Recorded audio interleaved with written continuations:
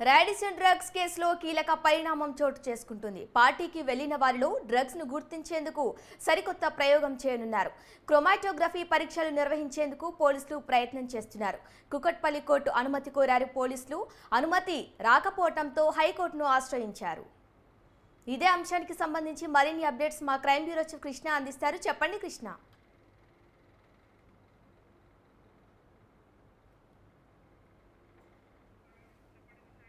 చెప్పండి Krishna. Radisson drugs వ్యవహారానికి సంబంధించి మరోసారి కీలక పరిణామం చేస్తుంది. పార్టీ చేసిన వాళ్ళు ఏదైతే ఈ అధికారులు అంటే ఈ అధికారులు వారు ఎలా డ్రగ్స్ వితరించారు ఏంటి అనే దానిపైన ఈ సరికొత్త ప్రయోగం చేసేందుకు సిద్ధమైనారు. క్రోమాటోగ్రఫీ పరీక్షలు నిర్వహించేందుకు పోలీసులు ప్రయత్నం మొదలుపెట్టారు. కుకట్పల్లి కోర్టులో వీరు అంతా కూడా అనుమతి ఇవ్వాలని చెప్పేసి క్రోమాటోగ్రఫీకి అనుమతి కోర్టు కుకట్పల్లిలో కోర్టులో పిటిషన్ దాఖలు చేసి కోర్టులో అనుమతించకపోతుంటే హైకోర్టు ఆశ్రయించడం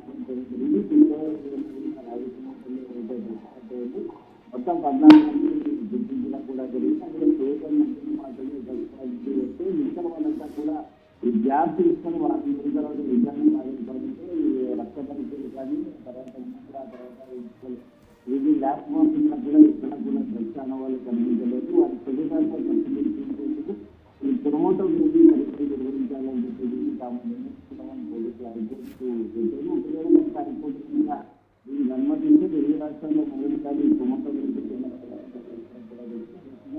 కోర్టులో దానిపైన కోర్టులో దానిపైన పిటిషన్ కానీ మరి కాసేపట్లో మళ్ళీ దానిపైన కోర్టు నిర్ణయించుకునే అవకాశాలు కూడా ఉంటాయి. Okay Krishna, thank you.